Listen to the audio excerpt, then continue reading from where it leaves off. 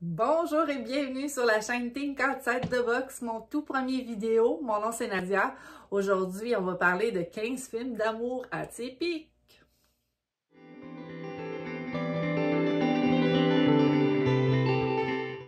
D'abord, qu'est-ce que ça veut dire film d'amour atypique? Ça veut tout simplement dire des films qui vont en dehors des clichés conventionnels de films américains où, par exemple, les personnages principaux sont hétérosexuels, que l'homme, le chevalier qui sauve la princesse un peu plus vulnérable. Ça peut être de plein de façons. Aussi, je voudrais dire que ce n'est pas des films de filles. C'est comme la télé, là, les temps passés, là, quand il y a des soirées films de filles. Film de garçons, mon Dieu que ça m'insulte. Film de filles comme si l'amour s'était réservé aux filles. Je pense et j'espère que ce sera de plus en plus universel. Donc, j'aime l'amour. J'aime l'amour, je trouve ça agréable. J'aime ça le voir en fiction, j'aime ça le voir à la télé, j'aime ça le voir dans mon entourage. Alors, pourquoi pas le célébrer tous ensemble? Premier film de la sélection. J'ai choisi Gentlemen Prefer Blondes, un film d'Howard Hawks, un film de 1953 avec Marilyn Monroe et Jane Russell. Peut-être que ça vous dit vaguement quelque chose. Si vous avez écouté, entre autres, le vidéoclip de Madonna, Material Girl, où il y a une fille qui est avec une espèce de robe de soirée en soie rose et il y a des hommes autour d'elle, elle a des diamants, tout ça. Cette scène qui, comment dire, fixé notre imaginaire, ça vient à la base de ce film-là, de Gentlemen Prefer Blondes. Deuxième film, Eternal Sunshine of the Spotless Mind. Ça, c'est le film que j'ai toujours de la difficulté à nommer. C'est interprété par Kate Winslet et puis Jim Carrey. C'est un film que peut-être que vous avez déjà lu. C'est souvent un film original qui revient, c'est pas rare. On est dans un processus d'effacer les souvenirs et tout ça. Puis qu'est-ce qui est beau dans ce film-là, c'est oui les dialogues, c'est la douceur des personnages qui s'en ressort, mais c'est également la réalisation. On joue avec la réelle, le pas réel, c'est vraiment, vraiment trippant. Le troisième, quatrième et 5 films ont quelque chose de commun atypique. Ce petit quelque chose, c'est que c'est des hommes plus jeunes qui tombent en amour avec des femmes plus âgées, ou vous pouvez le prendre du sens inverse, où la femme plus âgée tombe en amour avec des hommes plus jeunes. Juste pour ça, c'est quand même assez atypique. Le premier film sélectionné, ça s'appelle Two Mothers. Ça se peut que selon votre pays, ça change. J'ai déjà vu Adoration, j'ai vu d'autres titres. C'est interprété par Naomi Watts et puis Robin Wright, deux excellentes actrices, avec une réalisation, Anne Fontaine, une femme, et puis collaboration de France-Australie. Donc, je ne sais pas pour vous, moi ça arrive des fois que je me prête au jeu d'aller au cinéma. Je regarde le titre, un petit peu la description, je fais comme, ça a l'air bien, je vais aller le voir. Et moi, je suis rentrée au cinéma en sachant pas du tout qu'est-ce que j'allais voir. Surprise totale, j'avais pas lu les critiques du tout. Puis là, t'écoutes le film. Puis là, tu dis, non, non, non, non, non, non, ils iront pas là. Non, non, non, non, non, non, ils iront pas là. Et oui, ils vont. Ah, mon Dieu, ça m'a percuté dans mes valeurs. Mais c'est parfait, c'est génial, ça me fait évoluer, ça m'a confronté. Mais c'est excellent, c'est un très, très bon film que je vous recommande fortement. Le quatrième film, Quand l'amour se creuse un trou, film le québécois réalisé par Rabal. Même principe, femme plus âgée interprétée par France Castel qui tombe en amour avec un homme plus jeune. Cinquième film, Les Grandes Chaleurs, réalisation par Sophie Lorrain, film québécois, encore une femme réalisatrice, c'est vraiment super cool. Donc, femme réalisatrice, un peu encore avec la même trame de fond, une femme plus âgée tombe en amour avec un homme plus jeune. Cela dit, c'est pas parce que les 3 films sélectionnés que j'ai mis ensemble que des personnages atypiques, c'est le même film, pas du tout. C'est 3 films complètement différents, mais super intéressants. Des films que je reverrai n'importe quand. 6e film, Short Bus, réalisation de John Cameron Mitchell, un film de 2006, États-Unis. C'est un film principalement sur la sexualité, mais aussi sur l'amour. C'est un film, pour vous mettre dans le contexte, je suis allée voir ce film-là, encore là, le même principe que l'autre film avant.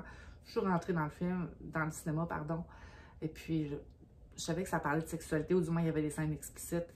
Je me suis dit, je l'ai vu, j'avais 25-26 ans, je me suis cachée, J'étais gênée. J'étais comme, ah, une jeune fille qui va voir un film sur la sexualité. J'avais peur de me faire achaler après. Et j'ai été flabbergastée par le film. Super intéressant, super de beau film. C'était la première fois que je voyais à l'écran un film qui parlait de sexualité d'une façon saine. C'est certain que c'est passablement confrontant, mais j'ai appris toute la douceur, la beauté mis à l'écran de ce film-là. 7e, tous les films de Xavier Dolan, réalisateur québécois. Moi, j'ai sélectionné, en fait, je les ai tous vus, puis j'ai tous à peu près aimé. J'ai beaucoup aimé Les Amours imaginaires, puis Laurence Anyways. C'est des films d'amour pas nécessairement légers, mais des beaux films d'amour. Le 8e film sélectionné, Brokeback Mountain, film de Ang Lee, 2005. Je suis pas trop à jour, honnêtement, dans ma sélection. J'ai pas nécessairement beaucoup de films homosexuels. Je sais qu'il existe des belles séries. Il y avait L Word qui avait eu comme série que j'avais beaucoup aimé. Mais ça, c'est un film-là, je me suis surprise. On s'entend, moi, je suis, tu sais, comment dire, je suis pas familière nécessairement avec toute la communauté LGBTQ, mais je me rappelle d'avoir vu ce film-là, puis d'avoir embarqué full pin dans l'histoire, puis après ça, avoir réalisé que c'était des homosexuels. C'est pour montrer comment l'amour, ça peut être vraiment universel. Numéro 9, 2 films en un. Les Poupées russes et l'auberge espagnole, réalisation de Cédric Clapiche de France. Ça, c'est pas trop compliqué. T'as déjà été jeune, t'es cherché un peu, t'aimes voyager, t'écoutes le Cowboy fringant, Trio, qui est mon cas. Des bonnes chances que t'aimes ce genre de film-là. Ça donne le goût d'être étudiante, de revivre les petits papillons que quand t'es jeune au début et que tu apprends. C'est des films qui vieillissent bien, des questions, les jeunes se posent des questions, c'est vraiment très très bon. Le 10e film, Friends with Benefits, film américain, réalisation de Will Gluck, 2011. Il y en a qui vont dire, ouais, c'est quand même typique comme film. Pas tant que ça. Pas tant que ça. Moi, ce que j'ai adoré, by the way, ce film-là, c'est un film, je trouve, qui représente bien les réalités contemporaines. Si vous êtes comme moi, vous êtes familier avec les applications de rencontres, vous avez vécu cette espèce de amour à la chaîne de catalogue. Il y en a plein qui jugent pour plein de raisons, peu importe. C'est un film très contemporain. Mais qu'est-ce qui est le fun de ce film-là? C'est que j'adore ça, le sens de la répartie, les dialogues, ça l'opère au quart de tour des répliques, c'est super bon. Friends with Benefits. Le 11e film, Professeur Marston and Wonder Woman, réalisation d'Angela Robertson, une femme. Ça, ce film-là, je veux dire, moi, je suis pas familière dans l'univers geek, là, si je peux dire. Fait que moi, Wonder Woman, c'était comme n'importe quel super-héros. Mais je suis tombée sur ce film-là où il parle de l'histoire derrière ce personnage-là de comic book. Et je suis tombée en bas de ma chaise. Je ne savais pas que ce personnage-là avait une histoire hyper riche en arrière de ça. C'est fascinant. C'est vraiment fascinant. J'ai vraiment touché de quoi avec ce film-là que j'ai écouté plusieurs fois. Un super de bon film. Si vous pensez être polyamoureux, si vous ne l'êtes pas pantoute, si ça ne vous intéresse pas, mais vous voulez écouter un bon film au niveau de la psychologie, c'est un film super beau, humain, touchant. Je vous recommande fortement. Petite parenthèse, peut-être qu'en ce moment vous vous dites « Ouais, mais pourquoi elle ne met pas d'extrait vidéo et elle ne met pas d'image? » Il faut savoir que sur YouTube, les droits d'auteur sont très importants, que ce soit au niveau de la musique, des vidéos, des images, entre autres. Ce qui fait que j'ai préféré pour mon premier vidéo de ne pas en mettre. Peut-être que vous dites aussi « Ouais, mais j'en vois des chaînes qui le font. » Mais c'est souvent, mettons, des 400 000 abonnés. Puis avec des sociétés de production d'ailleurs qui sont très, très affûtées au niveau des lois ou quoi que ce soit, ce qui n'est pas mon cas. Puis comme c'est une vidéo que j'espère qu'il va être vue par le maximum de personnes, j'ai préféré tout simplement de ne pas le faire pour ce moment-ci. Deuxième chose, si vous connaissez des films d'amour atypiques que je n'ai pas nommés, s'il vous plaît, mettez-les dans les commentaires. Mais moi, j'aimerais ça savoir, un film d'amour en Afrique, en Russie, une série, peu importe, un court-métrage. Moi, ce que je préfère en général, c'est pas nécessairement dans le sujet, mais vraiment qu'est-ce que ça me fait vivre comme film? Qu'est-ce que je ressens? Est-ce que l'histoire est bonne, les personnages, mais aussi comment je me sens? Pour moi, c'est comme un voyage, écouter un film. Donc, si vous avez des idées, marquez-les, je vais aller voir ça, je vais m'y intéresser, je vais respirer. Je vais aller voir ça avec intérêt. Puis, qui sait, peut-être qu'à un moment donné, je ferai une autre vidéo là-dessus. Numéro 12, Joyeux Noël. Collaboration de plusieurs pays. Là, vous allez me dire, pas les films de guerre, de quoi qu'elle parle, ça n'a pas rapport avec l'amour. Là, qu'est-ce que j'ai envie de mettre en relief, c'est le film d'amour collectif. On se met dans le contexte, c'est un film qui se passe pendant la guerre, inspiré de faits vécus, si je ne me trompe pas, des Caïvers qui décident de faire la trêve pour Noël, de s'asseoir et de célébrer Noël. Donc pour moi, c'est un film d'amour collectif. J'adore ce film-là, c'est beau, c'est touchant. Puis encore là, on va au-delà des conventions, c'est que malgré notre patriotisme, malgré nos différences, est-ce qu'on peut s'asseoir puis s'aimer, peu importe nos différences. Donc, très beau film d'amour collectif. Numéro 13, Take This Waltz. Film de Sarah Polley avec Michelle Williams et Luke Kirby. Film, collaboration de Japon, Espagne, Canada. C'est un film léger, assez conventionnel. Je l'ai mis, pourquoi? Parce qu'il n'y a pas beaucoup de gens dans mon entourage qui connaissent ce film-là, puis des fois, les films ne se rendent pas nécessairement à nous parce qu'il n'y a pas tout le gros réseau de distribution, de promotion ou quoi que ce soit. Puis j'avais le goût de mettre en relief un film qui a peut-être eu moins de promotion, mais un très très beau film réalisé par une femme. Numéro 14, Once, film Once, film irlandais, film musical. Film que beaucoup de monde passablement connaissent quand même. C'est un film que j'écoute régulièrement la soundtrack encore aujourd'hui. Je suis personnellement une fan de musique folk. Mon chanteur préféré, c'est Damien Rice. Donc, on est transporté dans un univers en Irlande. C'est touchant, c'est doux, c'est tout en finesse. Mais qu'est-ce qui demande vraiment de ce film-là? Je dirais que c'est l'amour non consommé. Je m'explique. C'est que, tu sais, parfois, on rencontre des gens dans notre passage.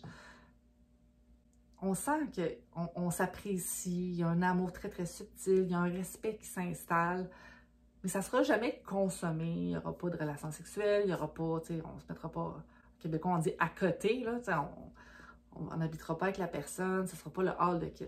Donc, il y a des gens qu'on rencontre sur notre passage, qui ont un amour, un respect, une curiosité, pour plein de raisons. La personne déménage, peu importe. C'est pas consommé, mais c'est quand même un amour. C'est un amour tout en relief, tout en douceur. Donc, c'est un film qui se passe beaucoup dans les silences et c'est très, très beau. Silence et musique, devrais-je dire. Le numéro 15, c'est à mon sens le film d'amour par excellence. C'est un de mes films préférés. C'est All the Real Girls. C'est un film américain de réalisation de David Gordon Green. Pourquoi c'est un film complet d'amour, à mon sens? C'est que c'est un film qui parle d'amour entre frères et sœurs, l'amour entre nos parents, parents-enfants, mais aussi l'amour plus romantique. C'est un des premiers films que j'ai écouté, qu'on parlait d'intimité, qu'est-ce qui se passait dans nos cœurs. Tout est dans le feeling, la douceur et tout ça. C'est un des premiers films que j'écoutais comme ça. Il y a des petites longueurs dans le film, mais somme toute, c'est un film complet, doux, sensible. C'est vraiment un très beau film. C'est un de mes films préférés que je recommande. Alors, quand je suis arrivée pour faire le montage, je me suis rendu compte que le dernier vidéo était disparu. J'apprends sur le tas, comme on dit. Donc, je vous avais promis que je vous dirais mon coup de cœur de l'année. Mon coup de cœur de l'année comme film, pendant que vous faites connaissance avec le poil de mon chat Tommy. Viens, mon petit amour. Viens, mon petit amour de chat. C'est Tommy, un petit rescapé de Schlager Maisonneuve, ou que j'appelle affectueusement Arnold, parce qu'il est fort comme un bœuf, puis il arrive toujours comme un conquérant. À mon petit loup. Donc, mon coup de cœur de l'année, c'est une série qui s'appelle Normal People. Normal People, disponible sur tout.tv au Québec. Hulu aux États-Unis, je connais pas tous les réseaux de distribution. Donc, super de belles séries humaines, touchantes, que j'ai écoutées 2 fois en rafale, que je sais que je vais écouter 3e puis 4e fois. Puis aussi que j'ai hâte qu'ils nous annoncent s'il va y avoir une suite. Donc voilà là mon premier vidéo en toute humilité. Beaucoup de travail derrière ça. J'ai hâte de savoir qu'est-ce que vous en pensez. Vous pouvez mettre des likes, vous pouvez commenter, m'encourager comme ça. Fait que au plaisir d'aimer. Au plaisir de partager, au plaisir de dialoguer, d'apprendre, d'évoluer. C'est un peu ça l'objectif de la chaîne, c'est d'aller en dehors des sentiers battus. Puis de penser en dehors de la boîte. Donc, plein d'amour. Mouah.